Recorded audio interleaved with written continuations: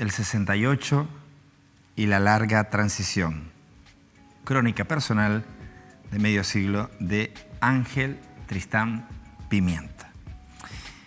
Sinceramente, les mentiría, y ustedes saben que se me da muy mal si les dijera que me lo he leído, está recién salidito del horno, pero miren, esto es gloria bendita. Porque el que escribe esto, yo diría que es un padrino de esta casa. Un periodista que en los momentos más complicados de Mírame Televisión estuvo a nuestro lado y siempre ha estado a nuestro lado. Un periodista de seña, de raza, conocido, respetado en Las Palmas de Gran Canaria, en la provincia de Las Palmas de Gran Canaria y por supuesto respetado en todo el archipiélago. Y posiblemente él forma parte de los cambios que decidió, del camino nuevo que decidió Mírame Televisión de caminar. Insisto, en los momentos de la crisis de este canal, en los que era complicado hasta hacerlo desplazar desde Las Palmas hasta Tenerife por nosotros para que viniera a contar cosas muy complicadas de la política, del empresariado, asuntos como hemos destapado aquí en Mírame Televisión y que hoy me ha emocionado al saber que venía a nuestros estudios a presentar el 68 y la larga transición. Querido Ángel, estás en casa. Muchas gracias, ya lo sé, y emocionado también por tus palabras, ¿no? Porque este tipo de palabras, de agradecimiento, de reconocimiento, simplemente de amistad leal, que ha sobrevivido a muchos temporales, no es frecuente, y menos en esta profesión. Y ¿sabes qué, Tristán? Qué cosas, ¿no? Resulta que hoy estás en esta tele, que sigue siendo tu casa, pero ahora con otras miras, ese Mírame Televisión que tú conociste hace pues, un puñadito de años, ahora ya no es una televisión local de Tenerife, es una televisión de islas, un canal que emite para toda la comunidad autónoma de Canarias.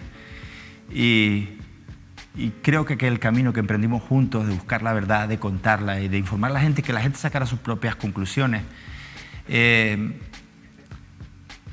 aquellos pasos, estos logros. Así que están haciendo ustedes una cosa muy buena, que me retrotrae a mí, a mis principios también en el periodismo, que es hacer, no un periodismo con rostro humano, porque claro, en la Tierra el rostro del periodismo es humano, en Marte es marciano y en la Luna son lunáticos si hubiera gente, ¿no? Un periodismo con rostro social, un periodismo de defensa social, de defensa cívica, de promoción de los valores cívicos, ¿no? Ese es el periodismo que yo siempre desarrollé, sobre todo cuando era reportero de a pie, iba por todas las islas buscando historias humanas, historias sociales, ayudando a los que necesitaban ayuda, a los poderosos no, porque ya se ayudaban ellos solos, ¿no? Lógicamente, ¿no? Hacía falta un contrapunto. Y como tú sabes, te he dedicado el libro y he destacado mi admiración por este trabajo de defensa de los intereses generales, de defensa de la sociedad, de defensa de la sociedad civil, que se llamaría hoy en día, ¿no? De los que necesitan ser defendidos. Oye, ¿qué nos cuentas en el 68 y la larga transición? Bueno, cuento un montón de cosas, ¿no? En primer lugar... ¿Dónde estabas tú en ese año? Pues, en el 68. Pues en el 68, en el 67, con 19 años había empezado a trabajar en el periódico La Provincia, haciendo un periodismo que entonces no era frecuente, que era sacando a la luz todas las miserias que había en el sistema, por ejemplo las chabolas, que había miles de chabolas en Canarias. Y conseguimos con nuestros reportajes, Guillermo García Alcalde, sobre todo, mi maestro y yo, fundamentalmente, que mucha gente consiguiera vivienda, lo que tú acabas de hacer hace un momento con una señora que la han desalojado de su casa, que tiene un problema, que está viviendo en un coche. Pues eso lo hacía yo en el año 1968. Qué bueno, maestro. Mi primer sueldo empezó en el año 1967 y bueno... ¿Te acuerdas cuánto cobrabas tu primer sueldo? ¿Cuánto fue? En marzo fue 4.105 pesetas. En marzo de 1967. ¿Eso era mucho dinero para la época? Eso era un montón de dinero. Me compré un terno, que era un traje completo, un corte fiel. Es verdad que los Gran Canarios decimos mucho de terno, ¿no? Un terno con corbata, camisa y zapato, que era el traje que yo utilizaba, porque en aquel momento a los plenos de los ayuntamientos, a los plenos cabildos, iban pocos periodistas. Realmente al ayuntamiento no iba nadie, al cabildo menos, ¿no? Pero bueno, para ir allí tenías que ir vestido como los demás. Y para ir a un juicio, yo hacía periodismo judicial también, pues tenías que vestir así. Entonces, pues muy bien, pues como decía el cardenal amigo cuando lo iban a hacer cardenal, me contaba a mí que él es franciscano, y entonces le preguntó al superior, y dice, mire, ¿y yo cómo voy, de franciscano o de cardenal? Dice, tú como los demás. Entonces yo creo que el periodista tiene que ir como los demás por ahí, y en cada sitio hacer tener la indumentaria y la actitud. La actitud. En cada sitio ir con la actitud que hay que Estamos viendo, por cierto, imágenes de la presentación que hace escasas horas en el Corte Inglés, en el foro del Corte Inglés. Una dura lucha contra la lluvia, el fútbol, el hijo predilecto de la laguna, la presentación del estatuto en Las Palmas. Una dura lucha, pero al final conseguí que fuera gente, ¿no? Mira, conseguiste que fuera gente y conseguiste que fuera tu tele, tu canal de televisión, y que hoy te acompañáramos en un día importante, y sobre todo que un montón de gente a la que ese buen periodismo que se inició en el 68, del que tú hablas, pues que al final ha inspirado pues a otros tantos, y que al final hoy están viéndonos en cualquier rincón del archipiélago.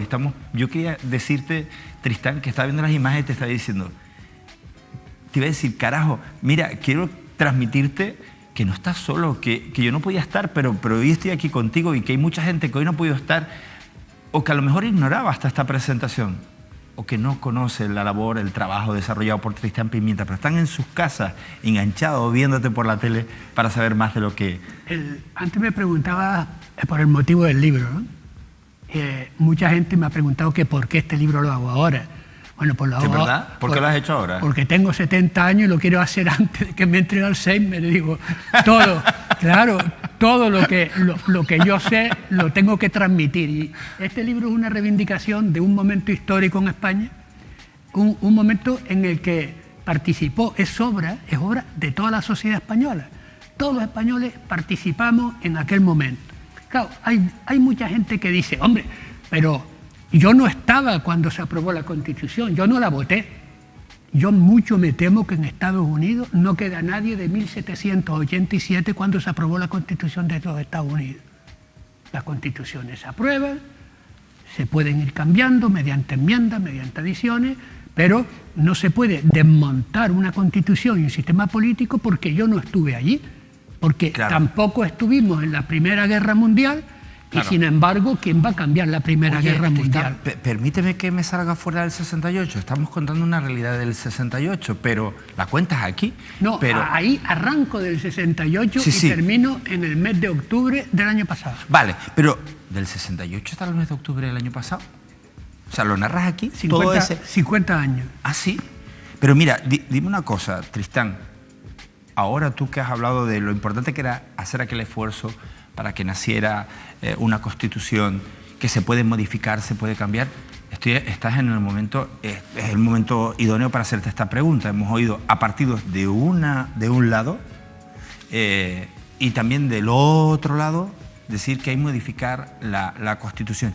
Y algunos pues no toman en cuenta el esfuerzo que se hizo para crear esa carta que nosotros llamamos Carta Magna, ¿no? Con la que se debe regir un Estado. ¿Tú qué piensas de esto que está pasando? Bueno, tanto de un lado como del otro. Vamos, esto yo lo que pienso... Y de la tibieza de en medio, ¿no? La tibieza de en medio, ni frío ni calor, que también eso es muy peligroso. Yo lo que pienso que, en primer lugar, se está ignorando malévolamente en qué situaciones se hizo y por qué se hizo esta Constitución. Eso es lo primero, ¿no?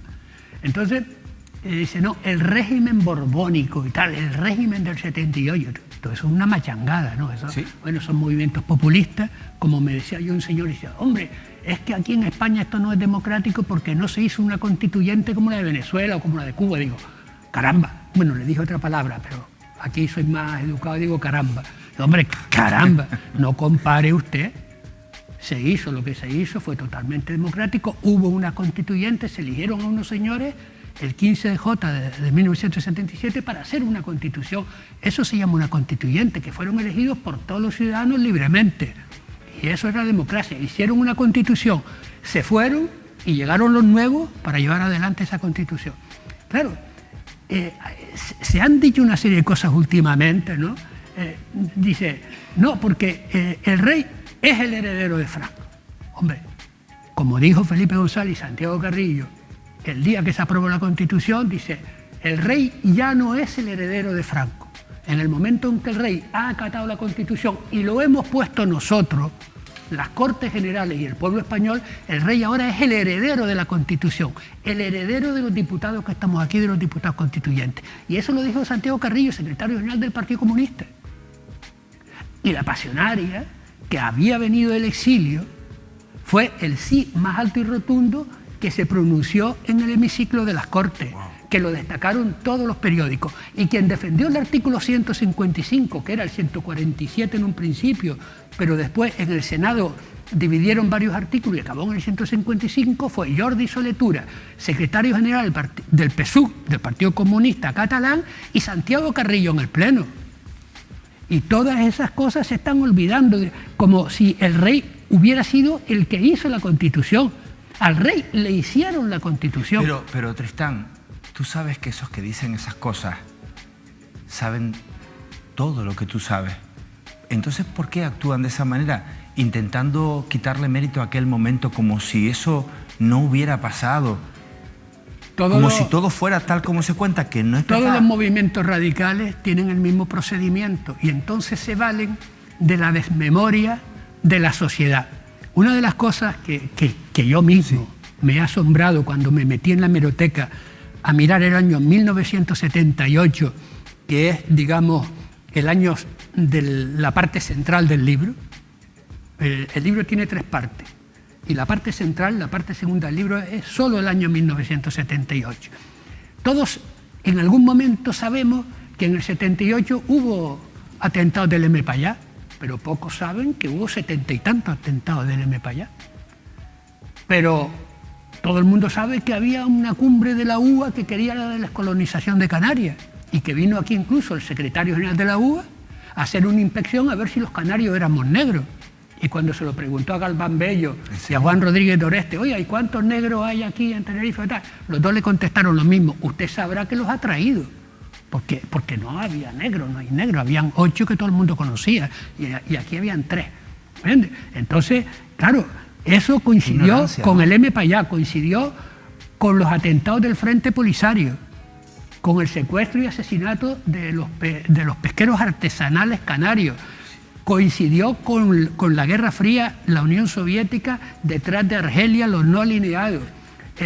Suárez tuvo que ir, por consejo de José Carlos Mauricio, a hablar con Fidel Castro para tocarle la fibra de sus ancestros maternos canarios y que ayudara a Canarias en esto, y lo ayudó efectivamente. Entonces, aquello a mí me recuerda a la película esa Master and Commander, ¿no? Cuando la fragata inglesa va atravesando el Cabo de Hornos con vientos de más de 100 kilómetros por hora, con olas de más de 10 metros de altura, con temperatura de -10, -15 grados, con la tablazón rota, las jarcias que brincaban, las velas que se rajaban, el agua que entraba, que parecía que el barco se iba a convertir en submarino, en pecio, que dicen los entendidos. Cómo, sin embargo, salió y llegó a las Galápagos y allí se solazaron los marineros y tal. Bueno, pues con la Constitución, el año 78 pasó lo mismo. Llegó un momento en que parecía que los atentados de ETA, porque aquí se están diciendo tonterías, ¿comprende? No, es que ETA era un problema político porque ETA iba contra la democracia. Cuando empezó la democracia y el año de la Constitución, hubo 70 y tantos muertos. Más que todos los anteriores, pero muchísimos más, o sea, el triple, el cuádruple que todos los anteriores. El mayor número de muertos de ETA fue porque ETA quiso dinamitar el proceso constituyente, quiso hacer que se levantaran los militares, y los militares resistieron, muchos a desgana, porque yo hacía la información militar y eso lo sé de primera mano, muchos a desgana. hombre, el general Ataré se insolentó en Cartagena contra Gutiérrez Mellado y lo llamó traidor delante de 100 generales, jefes oficiales, en total 500 personas, en el acuartelamiento naval de Cartagena. Y como eso, 200 policías se desmandaron en Mondragón, pistola en mano, porque les mataban a 4 o 5 compañeros por día y los obispos se negaban a oficiar los funerales, a dejarlos entrar en las iglesias. España vivió un momento que estaba al borde del precipicio. Por eso cuando me dicen a mí algunos radicales hoy en día, populistas, bondadistas, admiradores de la revolución bolivariana y tal, dicen, no, es que esa Constitución surgió del miedo. Digo, caramba, iba a decir otra palabra, caramba, cuando yo voy al andén verde en Las Palmas y me alongo y veo 700 metros abajo del mar, cortado a pico, yo tengo miedo de caerme. Y me agarro al muro y los que van conmigo se ríen porque hago así, un golpe de viento o un gracioso que me la tiene jurada me da un susto y cago por ahí para abajo. Verdad, Tristán. Y España no quiso caer por ese precipicio. Se agarró al muro. Porque tuvo miedo a otra guerra civil. Y eso lo dijo Carrillo en la corte, en público. Tengo miedo a otra guerra civil, nunca pasionaria, nunca más otra guerra civil. Hombre, pues me eso, agarro a este muro, que lo hemos construido me entre agarro todos. a este muro, yo me estoy agarrando a este muro. Y eso lo tienen que ver, o sea, aquí... Y te dije antes, y tú me hiciste una pregunta en ese sentido, y digo, bueno, que la Constitución hay que mejorarla. Hombre, claro que hay que mejorarla. En aquel momento hubo un proceso para hacer la Constitución que fue el consenso. El consenso era un acuerdo cerrado entre UCD, el PSOE y el Partido Comunista, que a puertas cerradas discutían, se lavaban, peleaban y decían, esto es así.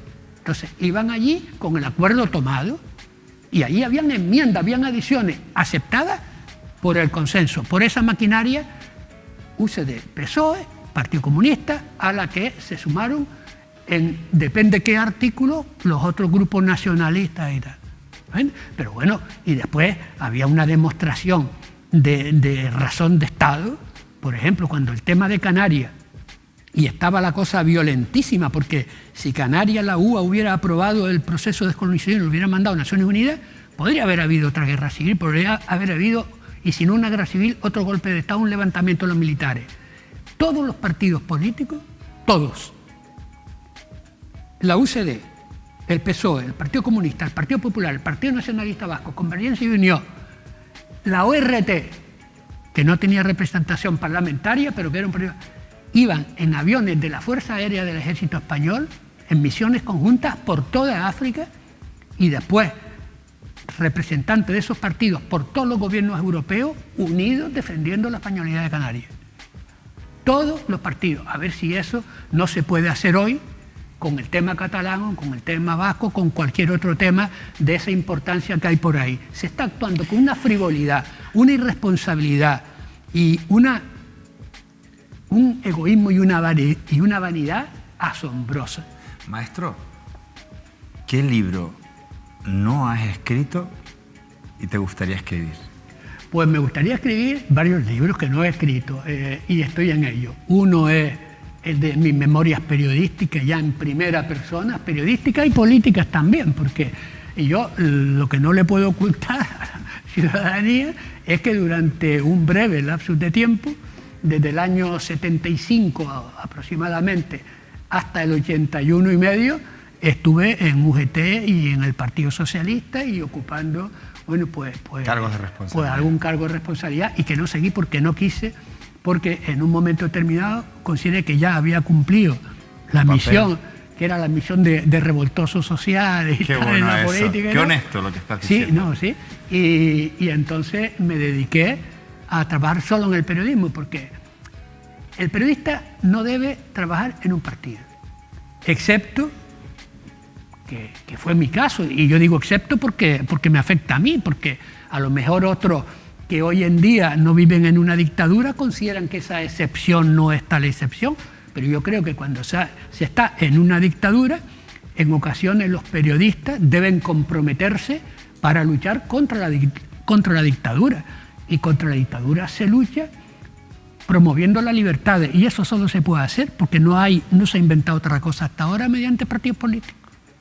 Entonces yo en ese momento, ahora cumplí la misión, año 81, se desarboló el golpe de Estado, se convocaron elecciones para el 82, pues Tristán ha cumplido y Tristán se dedicó solamente al periodismo y a trabajar en el periódico y a procurar ser lo más independiente y un verso libre, y eso es lo que procuraba hacer desde el año, ya te digo, 81, trabajar con total independencia hasta a la actualidad, que sigo escribiendo en el Huffington Post en Madrid, con total independencia y, como dicen a mí, no dejo títere con cabeza, pero bueno, a uno los dejo en un momento y a otros en otro, y a unos son más títeres que otros, ¿no? Pero realmente yo... Es lo que hay. Tristán, ¿y otro que te gustaría escribir así, por curiosidad? Bueno, hay varios, ¿no? Pero ese es el fundamental. Después, hay una historia que es un poco la historia de mi familia, ¿no? Y en el libro lo comienzo con lo que podía ser un adelanto, ¿no? Porque no oculto en el libro, tú claro, me has leído una crónica personal, ¿no? Una crónica personal. Y ahí yo empiezo ese libro defendiendo, o sea, la figura mía de la reconciliación está en mi familia. Mi padre, socialista, estuvo 7 años, 3 meses y creo que 21 o 27 días en campos de concentración en Gran Canaria. Cuando le hicieron la radiografía poco antes de morirse en el año 78, tenía todas las costillas rotas y mal soldadas y nunca se quejó. Y nunca nos habló a los hijos de sus padecimientos en la guerra civil. Mi tío Fernando, su hermano, 10 años menor, con 18 años recién cumplidos, después de amenazar a su familia con que si no lo dejaban ir los denunciaba, se fue a la guerra a combatir como falangista en el bando franquista, a matar rojos en la batalla del Ebro. Lo dieron por muerto con un tiro en la cabeza. Oficialmente, con comillas, lo enterraron en Artesa del Segre, pero resucitó. Cuando lo iban a coger de la pila de cadáveres, dio un gemido y el soldado moro que lo llevaba a hombro en una sierra donde había solo bueyes y carros de bueyes y tal, dijo: mi cabo, que este muerto está vivo y tal. Entonces, bueno, pues efectivamente estaba vivo, pero la chapa había seguido su camino, por eso está enterrado en 2 cementerios. Pero estaba vivo. Bueno, pues yo comienzo con esa historia diciendo que cuando llega la democracia, en esa manifestación de ahí... La portada de la foto de portada fue una manifestación por la libertad, la amnistía, el Estatuto de la Autonomía en Las Palmas de Gran Canaria. En el centro de la foto está mi padre, el socialista, y con los años de concentración y tal, y detrás de él estaba mi tío Fernando Falangista, que también se había sumado. Los dos votaron al PSOE en las primeras elecciones el 15 de junio del 77, y los dos quisieron votar sí a la Constitución, pero mi padre murió unos días antes. Murió el 20 de noviembre de 1978 y la Constitución se aprobó el 6 de diciembre. Pero quiero decir, eran 2 hermanos separados por su ideología en bandos distintos en la guerra civil, que sin embargo, bueno, ellos siempre siguieron siendo hermanos y queriéndose un montón, pero en lo político reconciliados y trabajando juntos, ¿no? Entonces, ese es el mensaje que contiene todo el libro, es decir, hombre, pues yo creo que pretender que España vuelva a ser la España de Caín y Abel, además de una mezquindad, me parece de una irresponsabilidad absoluta. Las dedicatorias al final son un poco personales, pero yo quiero leerlas porque lo que tú cuentas, que a mí me importa mucho, yo quiero decirte que esto es posible. La comunicación que uno hace, el periodismo que uno hace es posible gracias a gente buena, profesional, seria, responsable con la verdad, que me ayuda y que hace periodismo aquí en Mírame Televisión. Y por eso yo quería leer la dedicatoria para dedicársela a mis compañeros, a todos mis compañeros, que me ayudan cada día a ser mejor, que ayudan a que Mírame Televisión cada día sea mejor, a que esta sociedad cada día sea más justa, a que los espectadores de Mírame Televisión estén cada día más informados. Y quiero dedicársela a ellas. Tu dedicatoria, de verdad, quiero compartirlas con ellos por especial agradecimiento. Dice: a Manuel Artiles, el alma de Mírame TV, grandísimo comunicador, con agradecimiento y y afecto y admiración por la labor social y periodismo que hace con afecto Tristán Pimienta.